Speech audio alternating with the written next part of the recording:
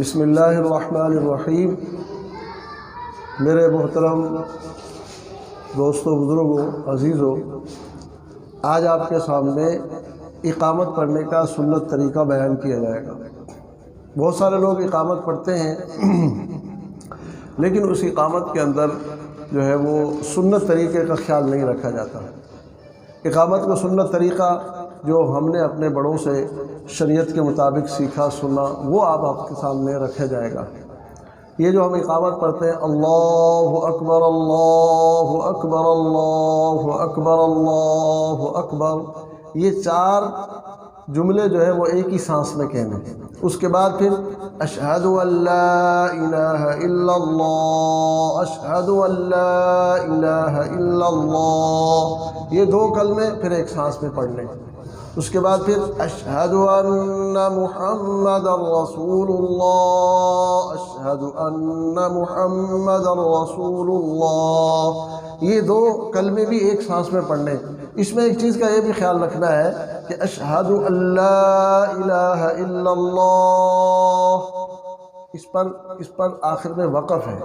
ایسا نہیں کہ اشہد ان لا الہ الا اللہ، اشہد ان لا الہ الا اللہ، اشہد ان محمد رسول اللہ، ایسے نہیں پڑھنا ہے، بلکہ اشہد ان لا الہ الا اللہ، اشہد ان لا الہ الا اللہ، اشہد ان محمد رسول اللہ، اشہد ان محمد رسول اللہ۔ دونوں کلمے ایک سانس میں بھی ہوں اور اس کے ساتھ وقف بھی ہو۔ حی علی الصلاۃ، حی علی الصلاۃ، ایک سانس میں اور وقف بھی ہے۔ حی علی الفلاح، حی علی الفلاح، قد قامت الصلاۃ، قد قامت الصلاۃ۔ بعض لوگ قد قامت الصلاۃ، قد قامت الصلاۃ پڑھتے ہیں، ایسا نہیں ہے، بلکہ قد قامت الصلاۃ، آخر میں وقف ہے، سانس نہیں ٹوٹے گا۔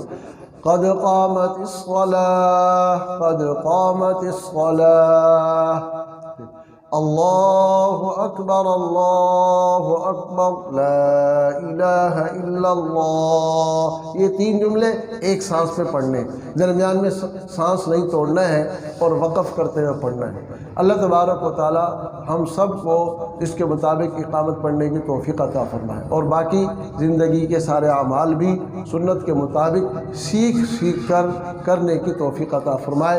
وآخر دعوانا الحمدللہ۔